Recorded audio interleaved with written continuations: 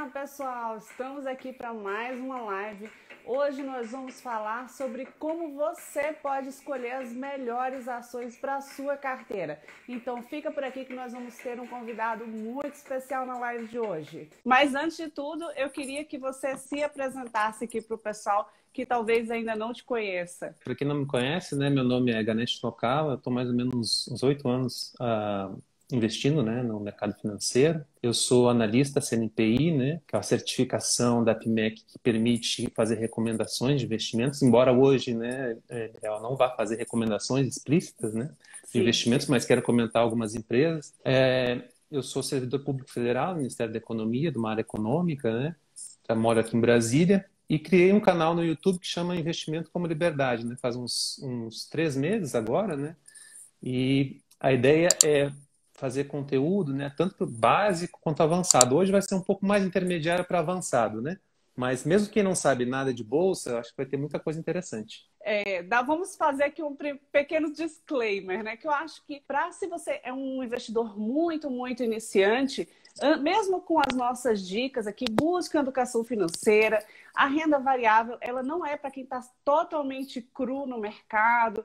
O ideal é que você tenha, antes de começar a investir em ações, já tenha uma reserva de emergência, para você não depender daquele valor ali das ações, caso você perca o emprego ou tenha uma emergência de saúde. Então, busque se organizar primeiramente financeiramente para depois começar a investir em ações. E quando você já tiver com a sua carteira ali, já começando a montar, já fez o seu colchãozinho financeiro e você quiser começar a se aventurar em ações, recomendo que você busque também você ter as suas informações, porque por mais que o Ganesh dê as informações, dê as recomendações dele, e eu também, como planejadora financeira, busco orientar vocês aqui nos investimentos, o ideal é que a pessoa faça a própria escolha, tá? Porque ninguém é dono da verdade, mesmo as recomendações de investimento, o mercado, a gente não tem bola de cristal, né? Então, o mercado, ele está sujeito a oscilações e o dono do dinheiro é você. Então, você tem que aprender também, tá bom? Então, vamos lá, Ganesh. Para quem quer começar agora, por onde começa? Então, antes até de já entrar nos critérios, né, para a gente, como que a gente escolhe ações, eu queria reforçar o que você falou, né, que é interessante se expor um pouco em renda variável, porque historicamente é um dos lugares que traz maiores rentabilidades, né? Então, se forem investimentos, né, acima de 4 anos, aí a bolsa de valores, as ações é interessante. Se for menos, aí outros investimentos são mais interessantes, né? Que você falou, reserva de emergência, renda fixa e outras possibilidades, né? Eu vou mostrar hoje uma estratégia muito consolidada, né? Vários gestores e investidores já adotam, que é essa estratégia fundamentalista, que a ideia é se tornar sócio de boas empresas, né? É ter uma gestão de risco muito consolidada. Antes de entrar na bolsa, antes de você querer ganhar uma rentabilidade alta, é importante que você não perca, né? Montar uma carteira de ações, né, diversificada, porque assim você diminui muitos riscos, né?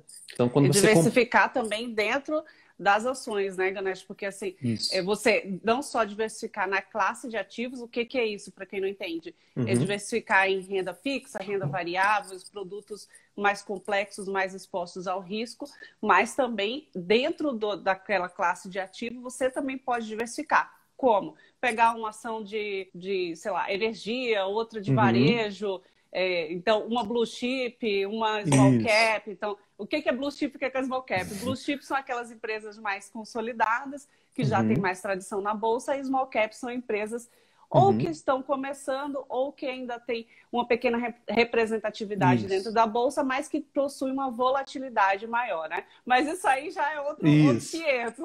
Outros 500. Mas isso que você falou é muito importante. A gente tem uma carteira diversificada e quando começar a comprar ações, comprar algumas do setor elétrico, umas do setor financeiro, uma da área de seguros, outra da área de saúde, né? E assim, de boas empresas. Antes de entrar nos critérios, já vou entrar. Eu preparei aqui 9 critérios, hein, Mirel? Vai ter bastante assunto para a gente conversar aqui. Ter expectativas razoáveis de rentabilidade na Bolsa. Muita gente pensa assim, eu quero ganhar 100% ao ano. Basta lembrar que a Selic está em 2%, né, atualmente. Então, assim, Isso. a importância disso também, de vocês começarem a ter esse entendimento das ações de renda variável, porque hoje em dia, se você colocar em renda fixa, você vai estar diretamente atrelado à taxa Selic, que está baixíssima, está perdendo da inflação, que está em torno de 4%. Então, você está perdendo dinheiro. Então, para você conseguir uma rentabilidade maior, fazer realmente o seu dinheiro crescer, colocar um pouco em renda variável para tentar compensar essa perda da inflação e aí ter uma rentabilidade real do seu dinheiro, tá bom? Isso, perfeito, meu. Isso é super importante. Separar, né, o que é curto prazo, o que é longo prazo e tentar buscar uma rentabilidade melhor. Mas então acho que a gente já pode entrar nos critérios aqui, né? Vamos. Mas Um deixa critério... o critério mais importante para o final, para o pessoal acompanhar a gente aqui Tá, até o não, finalzinho. isso, para acompanhar até o final, vou falar das empresas específicas que eu acho que eu vou usar como exemplo dos indicadores, vou falar no final. Então, quem ficar até o final vai acompanhar, eu acho que eu vou falar de 3 empresas, né? E vou usar esses exemplos de indicadores que eu vou mostrar aqui. Beleza. Um primeiro indicador que eu vou mostrar, Mirella, que eu acho que para quem está começando na bolsa é bem interessante, é o dividend yield, né? O dividend yield é muito interessante porque a gente, quando está entrando na bolsa, as empresas boas pagadoras de dividendos, elas são menos voláteis, né? São empresas mais maduras, né? E tem uma previsibilidade das receitas maiores. Então, quando você compra uma empresa boa pagadora de dividendo, você não vai oscilar tanto, né? Então, a pessoa pode comprar hoje, dificilmente vai ter uma queda muito brusca, né? Comparando com outras ações, porque elas são mais previsíveis, mais maduras e mais consolidadas.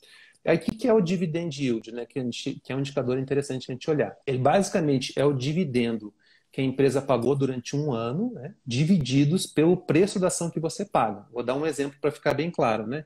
Vamos supor que tem uma ação, por exemplo, Itaúsa, né? Está em torno de R$ 10. Ela está um pouco mais, mas só para o exemplo ficar claro. O preço da ação está R$ 10, aí no ano ela paga R$ 1 de dividendo por ação. Então aí você tem um dividend yield de 10%. Então se você comprou essa ação, segurou ela por um ano, ela está pagando 10% ao ano, isento de imposto de renda, né? Mas esse é um dos indicadores, tá? Eu acho que as pessoas não podem se ater somente a ele, porque, por exemplo, tem casos de empresas, né, Ganesh, que elas não distribuem dividendos porque elas fazem o reinvestimento da maior parte na própria operação. Então, se você... por isso que é importante vocês acompanharem aí até o final, porque somente este indicador, esse é um dos indicadores. Somente este indicador, ele não é fator decisivo para você já sair escolhendo aí sua ação. Então, aguenta aí. Isso, perfeito, Mirella. Um exemplo, por exemplo, que distribui bons dividendos e uma excelente empresa é a Apple, né, nos Estados Unidos. Ela praticamente não distribui dividendos, mas quem comprou e ficou sócio dela, né, teve uma valorização. O segundo indicador que eu gosto muito de usar é um critério setorial. É escolher ações de empresas, né, de setores perenes, sustentáveis, né, e com boas perspectivas de crescimento. O setor de empresas que trabalham com carvão, hoje, preocupação com o meio ambiente, é um setor que tende a diminuir no longo prazo, né? A participação em energia, né? Pois à medida que o investidor vai ficando mais maduro nas suas escolhas, também vai tendo alguns setores favoritos, né, de atuar. Isso. Eu, por exemplo, eu não gosto de atuar em setores que são muito regulados pelo governo. Por exemplo, petróleo. Não é que eu não invisto, eu invisto moderadamente, com muito cuidado, porque qualquer intervenção ali governamental ou dá uma disparada, uma queda ou uma alta gigantesca. Vale, por exemplo, apesar de ser uma empresa grande, consolidada, teve aí até em voga. Vi que agora no último mês foi tipo recomendação de todos os analistas para compra. Agora já não é mais, tá? Agora ela já subiu bastante. Então, mas assim, eu particularmente acredito que tem momentos para investir nessas ações, mas não são ações que eu gosto de ficar sócia por muito tempo por essas questões. Mas aí também são preferências de cada investidor, né? Cada um tem o seu perfil e vai descobrindo qual setor se sente mais confortável em colocar o dinheiro, né, Ganesh? Com certeza, Miriam. Por isso que, à medida que ela vai investindo, vai vendo setores mais interessantes. O legal é ter essa perspectiva, que é um setor perene, que vai durar ao longo do tempo, né? E que tem perspectivas de crescimento. Até vou citar alguns que eu separei aqui, né? Por exemplo, né? O setor de locação de carros, Localiza, Movida, né? As pessoas estão tendendo a alugar mais carro, às vezes até ter menos carro próprio, né? Nos Estados Unidos já essa tendência é mais forte. Serviços médicos, né? No Brasil ainda tem um espaço muito grande de pessoas que não têm plano de saúde, né? Então, mais gente, né? Quando se pensa na Aliar, que é uma small cap, tem a Rapid Vida, né? Então, tem empresas que você vê, tem uma massa de pessoas que precisam de plano de saúde. Então, é um setor que tem uma boa perspectiva. Energia elétrica, a gente precisa consumir energia elétrica, né?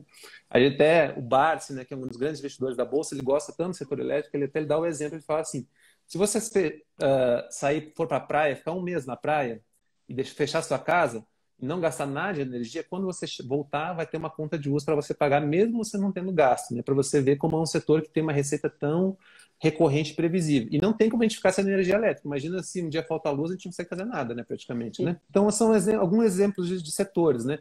Tem o setor de logística. No Brasil, ferrovias é muito pouco usado, né? Então, tem a Rumo, uma empresa também interessante para dar uma atenção. Tem o setor de saneamento, que tem muito para crescer. Então, são alguns exemplos, né? E também eu acho que... Janete, eu não sei se você vai falar mais para o final da live, quais são os setores que, na tua opinião, vão estar mais aquecidos agora em 2021? Você quer falar agora ou você vai deixar... Posso dar um spoiler antes de entrar nessas empresas, mas um setor que eu gosto, vou falar de um, mas tem dois que eu gosto, né? Um é o setor de shoppings, que eu acho que vale a pena dar uma atenção, porque sempre foi um setor premium, né? Os aluguéis dos shopping centers, de Guatemi, Multiplan, Parque Shopping e tal, sempre foram receitas muito recorrentes. Só que surgiu um temor de isolamento social, que as pessoas não podem ir no shopping, e também surgiu o temor de comércio eletrônico. O varejo vai perder espaço para o comércio eletrônico e os shoppings podem ficar de fora. Mas é uma discussão longa, mas eu basicamente digo que no Brasil os shopping centers não são só vendas. Eles são um espaço de lazer, né? entretenimento, segurança para os lojistas e para os consumidores. Tem uma série de coisas, mas é um setor que eu acho que tem um potencial bom agora de 2021. E aí, de repente, o investidor pode até analisar, porque alguns papéis ainda estão com os preços descontados por conta da crise, né? Não voltaram no patamar pré-crise. Então, pode ser que tenham alguns achados aí no meio desses setores, né? Tem. Empresas também que são do varejo, né? Até vou citar uma agora, que não era que eu ia citar no final. Por exemplo, Lojas Renner está acumulando uma queda nesse ano, né? Lá do topo de março, 2020, de quase 30%. Uma empresa excelente, né? Premium e tal, está com uma queda, porque a localização dela é muito dentro de shoppings também. Então, quando o mercado ele é pessimista, ele é excessivamente pessimista. Quando ele é otimista, ele é muito otimista. O terceiro bloco é de rentabilidade. Como é que eu sei que uma empresa é eficiente? Que aquela empresa que eu estou querendo investir, ela gera caixa, gera lucro, né? Então, a gente entra agora nos indicadores de rentabilidade e eficiência. Um que é mais pop no mercado, né? Que é muito famoso, é o tal do ROI, né?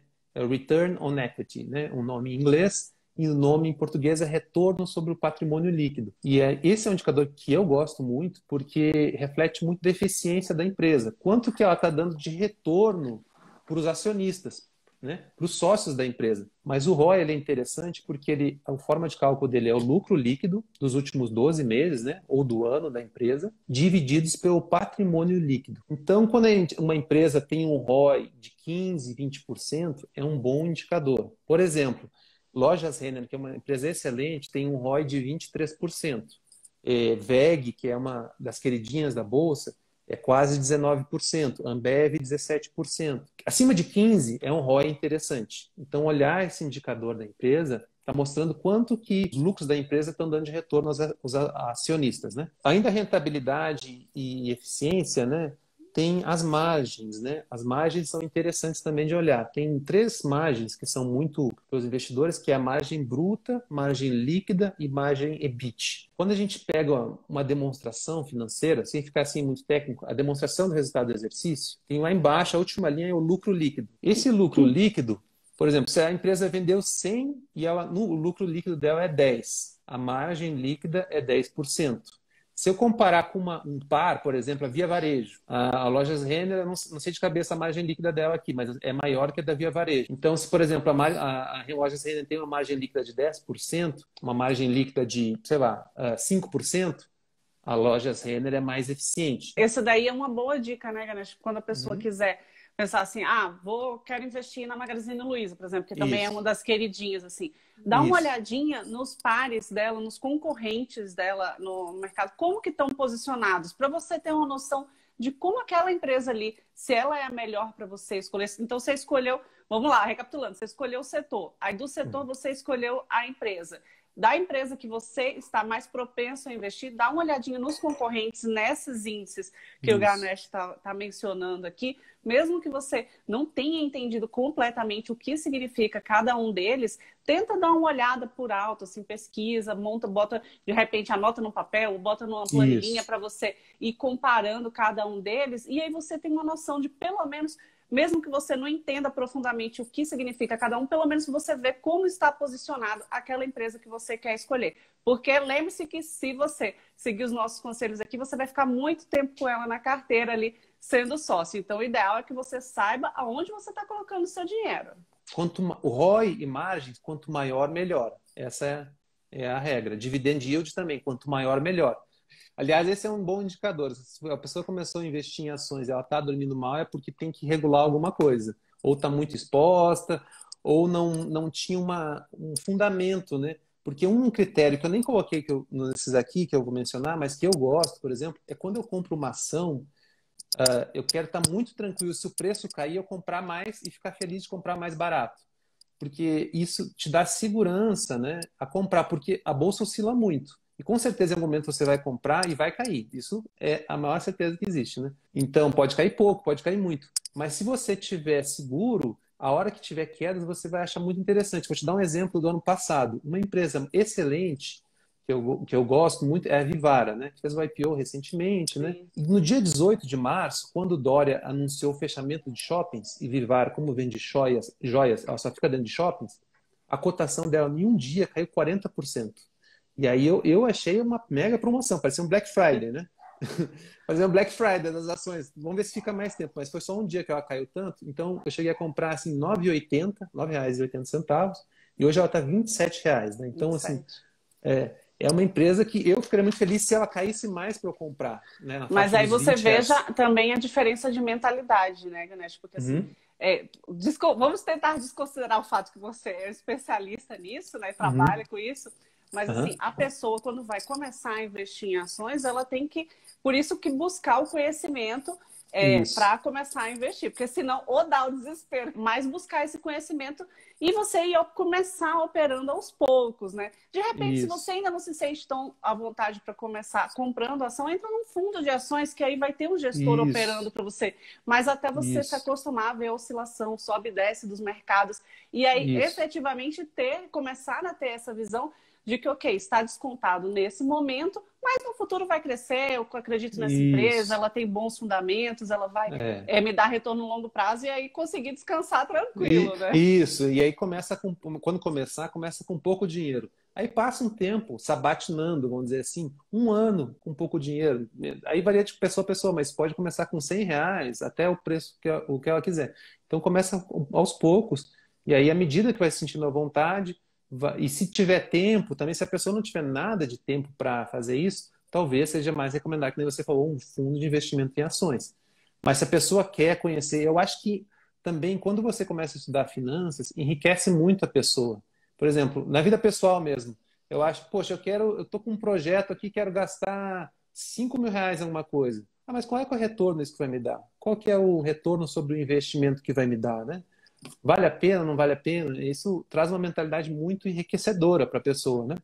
Então, agora, um que eu acho que o investidor tem que olhar quando ele quer ver uma empresa, esse não é difícil, não, é o endividamento dela, para você ver se tem risco de falência dessa empresa, né? Tem um indicador muito famoso, que é dívida líquida divididos pelo EBITDA, ou EBITDA, né, que chama. Basicamente, você está pegando a dívida líquida da empresa, né? Você está pegando a dívida total dela e diminuindo o que tem caixa. Isso é dívida líquida, né?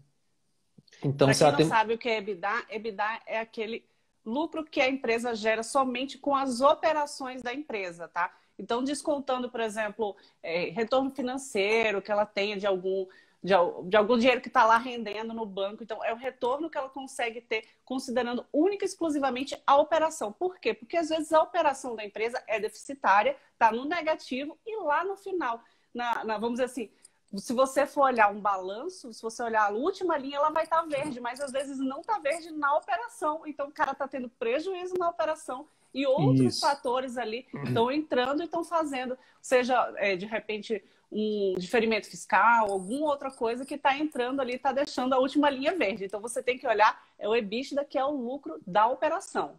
Isso, é um lucro operacional, assim, uma referência muito grande. No geral, uma dívida líquida sobre o EBITDA de 3 vezes, né? A dívida líquida é 3 vezes o EBITDA, é ok, isso como regra geral, né? Então, mas se for muito elevado, já existe um risco. Então, até tem alguns exemplos, né? A Aliança Sonai, que é uma empresa de shoppings, ela tem a dívida líquida em torno de 1,3. Bom, é uma empresa que está saudável, o balanço dela está bem saudável. A gestão financeira dela está bem saudável.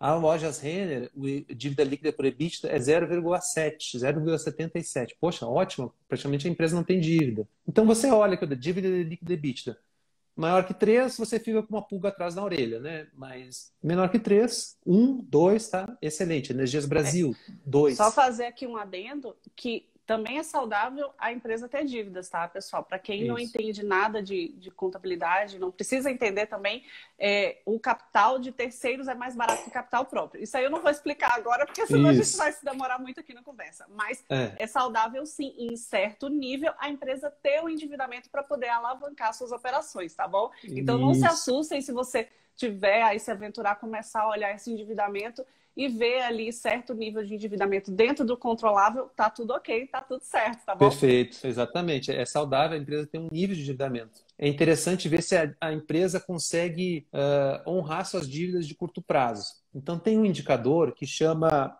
até, liquidez corrente, que é basicamente, se você pode olhar nesses sites, não precisa fazer o cálculo também se não quiser, mas basicamente ele pega os ativos circulantes, né, os bens e os direitos da empresa no curto prazo, até um ano, e divide pelo passivo circulante, os compromissos delas de um ano. Se a liquidez corrente for maior que 1, significa que a empresa tem capacidade de honrar suas dívidas de curto prazo. Se for muito baixo, 0,5, 0,4, opa, tem uma pulga atrás da orelha. De repente, essa empresa aqui não vai conseguir honrar as dívidas dela de curto prazo. Então, dívida líquida por EBITDA e liquidez corrente. Se você estiver vendo esse vídeo aqui pelo YouTube, deixa aqui nos comentários aqui embaixo que eu e o Ganesh depois entramos para Isso. responder, tá bom? Então, o sexto indicador, né, que eu já mencionei um pouco antes sobre setores, né, é perspectiva de crescimento da empresa, né? O que é bom a gente olhar, essa empresa tem, qual que é o market share dela? Quanto que do setor dela ela ocupa dentro daquilo dali? Se ela ocupar uma fatia muito grande, pode ser que a perspectiva de crescimento dela seja menor. Um exemplo, né, é a Movida, né, empresa de locação de carros. Ela não tem um market share tão grande como a Localiza. Então, ela pode, se ela continuar crescendo, ocupar mais espaço. Essa é uma boa perspectiva de crescimento, né? E também como perspectiva de crescimento no setor como um todo. Setor de ferrovias, no Brasil praticamente a gente só usa carro de transportes, né? Então tem um espaço muito grande se a gente comparar com outros países, né? Estados Unidos, que eles usam muito ferrovia, né? Que isso torna o país mais eficiente. Então é um setor que tem perspectiva de crescimento. O sétimo critério que eu acho interessante é ver a governança corporativa da empresa. O que é isso, né? De forma geral, se a remuneração dos gestores, né, de quem está tocando a empresa, está alinhado com as perspectivas de longo prazo da empresa. Também ver se na governança corporativa, né, tem alguns segmentos na bolsa, né? Tem um novo mercado, geralmente, né? Enfim, também mostram o nível de governança da empresa. Tem também, até fiz uma live esses dias, depois se vocês quiserem, tá lá no meu canal do YouTube, sobre ESG, que são, além dessa governança corporativa, alia também alguns princípios aí sustentáveis, de outras, meio ambiente, outros Isso. princípios aí de sustentabilidade também aliado a essa governança corporativa, tá? Então, se por acaso vocês também buscarem investir em empresas que sejam mais socialmente, ambientalmente conscientes, também é interessante, até porque, como eu conversei nessa live especificamente sobre esse assunto, é provado que essas empresas que têm essa postura, elas tendem a ser mais rentáveis a longo prazo e passar de uma melhor forma pelas crises, tá? Então também é um indicador legal para vocês estarem acompanhando. Então, além da governança corporativa, né, e esse aspecto que você falou, uma coisa que eu gosto de olhar também é a composição acionária. Quem que são os sócios dessa empresa? Se os executivos que estão ali têm um bom histórico, fundos de investimentos excelentes, né, têm uma participação grande numa empresa. Poxa, se o Fundo Verde, o Esquadra, Constellation, que são fundos muito bons, estão naquela empresa ali, muitas vezes são conselheiros da empresa, é um sinal positivo também, de que a governança e a composição acionária ela é bem boa. Então, agora, entrando no nono, uma forma de ver se a empresa está barata são os indicadores fundamentalistas de múltiplos, né? Então, você pode pegar um que é mais famoso, né? É o preço sobre o lucro. Quando você vai comprar uma ação, né? Você pega o preço da ação, né, e dividir pelo lucro por ação da empresa. Então, se tiver um preço sobre o lucro de 5, isso significa que em 5 anos, né, se o lucro continuar sendo o mesmo, ela vai te retornar aquele investimento. Se for um preço-lucro de 60, poxa, vai demorar 60 anos. Quer dizer, parece que está caro, né? Então, isso tem que ser um critério bem objetivo, né? Então, isso depende muito do setor, né? Que eu acho interessante. Um outro muito comum é o preço sobre o valor patrimonial, preço por VP. Então, isso indica quanto que você está pagando sobre o patrimônio líquido. Então, esses indicadores que eu estou mostrando, quanto menor, melhor. Os outros de eficiência, quanto maior, melhor. Esses aqui, quanto menor, melhor, né? Claro que quando a esmola é demais, o santo desconfia, né? Mas, assim, se tiver preço-lucro 2, é porque tem alguma coisa errada ali, né? Mas aí eu acho que também vale aquela dica de você dar uma olhadinha de novo nos concorrentes, né? Ver ali os pares que estão atuando no mesmo setor, como que tá os indicadores deles, para você também ter ter uma noção, porque como você falou, também varia de setor para setor, mas se você pegar dentro daquele mesmo setor os concorrentes e dar uma olhada, isso você consegue ter um patamar melhor para saber se está muito fora, muito acima, muito abaixo. Hoje tem empresas de shoppings, né, falando já de algumas, que você comprar, por exemplo, a BR Malls, você está pagando abaixo do valor patrimonial dela, né? Então, essa é uma sinalização, entre outras, está atrativo. Por fim, o último que eu gosto chama EV por EBITDA, né? Porque o EV, o que é, né? Ele pega quanto que vale a empresa e soma a dívida dela. Porque pode ser que a empresa tenha um valor de mercado baixo, né? O quanto que ela está custando, mas ela tem uma dívida elevada. Então, para comparar maçã com maçã, a gente pega duas empresas e coloca a dívida nesse cálculo das duas. A que tiver uma dívida muito elevada vai ter um EV, que chama Enterprise Value, né, que é o valor da firma, elevado também. Então, pode dizer tem um EV por EBITDA de 6, 7, 8, e aí você compara com os pares, também é um indicador se está barato ou se está caro, né? Não sei se ficou claro, eu estou falando assim, mas acho que deu para entender, né, Mirella? Deu. Para mim deu, não sei se não, se o pessoal não entendeu, eu repito depois, é só perguntar aqui no final. Mas Estava falando aqui que a gente está dando muita informação e tinha que ter um caderninho. Mas, pessoal, se vocês depois, se não pegou o caderninho agora, depois volta aqui de novo, assiste, que vai ficar gravado. Assiste de novo com o caderno, aí vocês vão anotando. Esse último aqui, só que eu falei, é isso. São múltiplos para você olhar quando que uma coisa está cara ou está barata. A primeira pergunta capciosa. Tá. Day trade paga croissant? Essa aí eu não conheço ainda. É engraçado, eu vi um meme sobre isso, né? Era o day trader pagando o café, né? Operando. O cara foi cobrar a conta, né, do café, e aí eu falei assim, não, peraí, deixa eu operar aqui 5 minutos porque eu vou pagar esse café. Não, day trader é uma coisa, eu até não sugiro, mas muitas vezes é a porta de entrada para os investidores iniciantes, mas é melhor não se arriscar.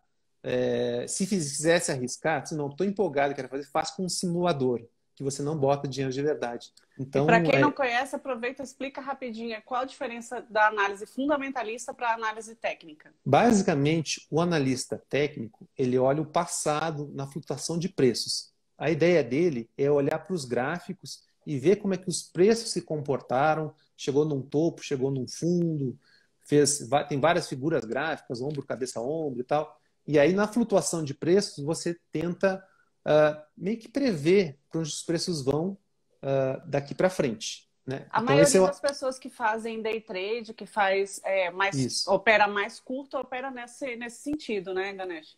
Isso, é mais nesse sentido. Você está correta.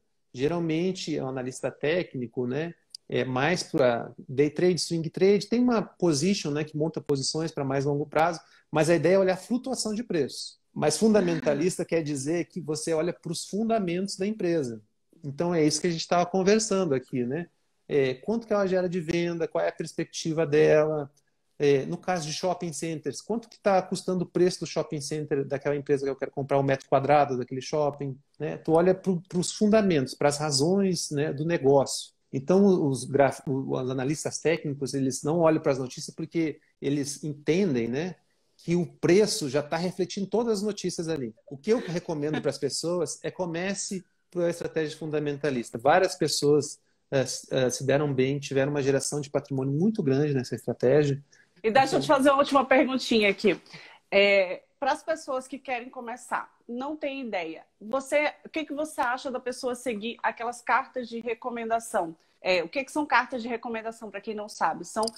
Tem analistas CNPI, assim como o Ganesh, que escrevem para alguns grandes sites, a Infomoney tem, a XP tem, a Valor Econômico tem, vários desses centrais de informações, elas emitem carteiras recomendadas, né?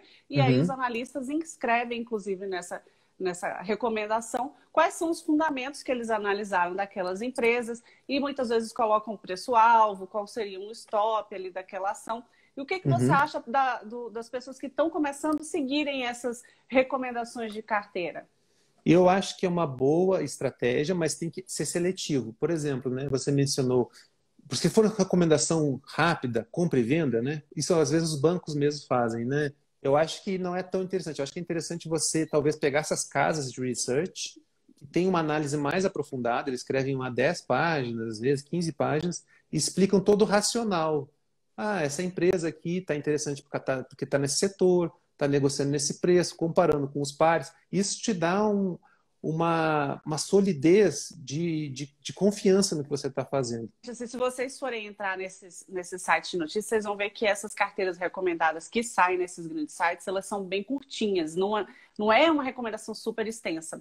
Se vocês quiserem recomendações mais extensas, tem, por exemplo, a da Levante. E se você estiver assistindo pelo meu YouTube, aqui no box de descrição eu vou deixar o link da Levante, vocês podem ir lá e eles emitem relatórios mais detalhados que aí vocês podem ler essas recomendações. Na minha opinião, elas servem de um balizador, mas a decisão é sua. Então, é bom você ter noção dessas coisas que a gente está falando aqui, porque mesmo que você não dê uma olhada em todos os indicadores que a gente recomendou, pelo menos você dê uma olhada em alguns para você ter noção de que você está fazendo a melhor escolha para você. Isso, é perfeito, Minela. Também concordo totalmente de que a escolha é do investidor. Aquilo dali é uma análise que ele está te passando. Você pode até, eu estudei isso aqui e tal, não concordo muito com isso, não estou confortável com essa ação, com essa aqui que ele indicou, estou ok.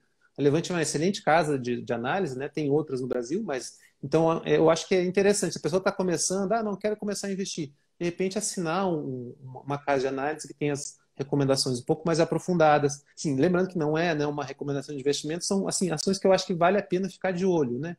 Que interessantes. Uma delas, eu até já comentei, porque eu vou falando, né? Eu tenho os números na cabeça. Eu acho que a Energias Brasil é uma boa empresa para ficar de olho. É uma empresa que está num setor defensivo, né, tranquilo. Energias Brasil é EDP Brasil, né? Ela é controlada pela EDP Portugal, que é uma empresa europeia, uma das maiores empresas de energia da Europa, né? Então, ela está num preço-lucro, vamos entrar no que a gente comentou agora. Preço-lucro em torno de 9 vezes. Isso é razoável isso, né? Não é caro, não é extremamente barato, mas é razoável. Se pegar o dividend yield dela, como ela tem uma política mínima de dividendo de R$ 1 por ação, nessa faixa que ela está hoje, R$ 20, ela está pagando dividend yield isento de imposto de renda, 5%. Isso é interessante. Enfim, ela tem um ROI bom, né, que a gente falou, um retorno sobre o patrimônio interessante, acho que é em torno de 14%. As margens dela são boas. Dívida líquida por EBITDA, né, que a gente comentou o endividamento dela, em torno de 2 vezes o EBITDA, né? E também ela tem uma boa perspectiva de crescimento. Ela contratou, né, ela ganhou, né, alguns leilões de transmissão, está entrando na área de transmissão também. Então, assim que essas linhas de transmissão de energia elétrica começarem a funcionar, vai entrar mais receita para ela. Então, enfim, é uma empresa que eu acho que vale a pena, não é recomendação, mas vale a pena ficar de olho. Outra que eu acho que eu fiz até um vídeo, inclusive, sobre ela, que é a CCPR3, é Cirela Commercial Properties, né? É uma empresa que ela tem prédios de escritórios corporativos em São Paulo, principalmente Faria Lima e Avenida JK, e tem alguns shopping centers no portfólio dela. O presidente, né, vamos dizer assim, delas é o Eli Horn, que é um cara que mais conhece da área imobiliária no Brasil. A ação dela caiu, né, depois que começou o período de pandemia, de R$ 25, R$ 26, hoje está R$ 13 e pouco, então caiu quase 50%. E quando você olha para os fundamentos, né, que nem a gente estava falando, ela tem, por exemplo, um preço por metro quadrado das propriedades que ela tem hoje, em torno de R$ 13.000. Aí isso é caro, é barato? A gente tem que já fazer aquela comparação. Isso é caro, é barato? R$ 13.000, se você fosse construir um prédio, né, Triple A, né, que nem tem na Faria Lima, você gastaria no mínimo R$ 20.000. Então você compara R$ 20.000 com R$ 13.000, ela está abaixo do custo de reposição, né? O preço sobre o valor patrimonial dela, que é um outro indicador que a gente comentou, está quase metade, né? Em torno de aproximadamente metade do preço sobre o valor patrimonial. As coisas normalizando, agora já começando a parte de vacina, o mercado vai parar de ser, talvez, eu acredito, né? Que vai parar de ser pessimista com esse tipo de empresa, que sempre foi uma empresa muito boa. Então, é outra empresa, essa é uma small cap, né, uma empresa menor, que eu acho que vale a pena ficar de olho. Depois eu passo lá para o Ganesh, se ele quiser disponibilizar lá Sim, no canal vou do botar YouTube também. dele. Sigam lá o canal dele também, né, Ganesh? Dê aí Isso. seus últimos recadinhos aí para a gente se despedir do Tá, pessoal. não, foi um prazer participar, Mirella, aqui do teu canal, né? Se o pessoal quiser me acompanhar aqui no Instagram, que já está aqui, né, meu nome, Ganesh Nokala. Se quiser acompanhar no YouTube também, o nome do canal é Investimento como Liberdade. Mas se quiser colocar meu nome também é fácil, porque é um nome muito diferente de encontrar, então só botar Ganesh Nokala não vai ter outro. Mas foi um prazer e eu estou sempre trocando ideia com o pessoal, assim como você faz no seu canal, né? No YouTube e no Instagram também. Aí ficou à disposição aí do pessoal. Legal. Muito obrigada, Ganesh, por ter participado aqui com a gente. Maravilha. Então, por hoje é só, pessoal. Tchau, tchau. Obrigado para todo mundo que participou com a gente e nos vemos na próxima. Até mais. Tchau. Tchau, pessoal.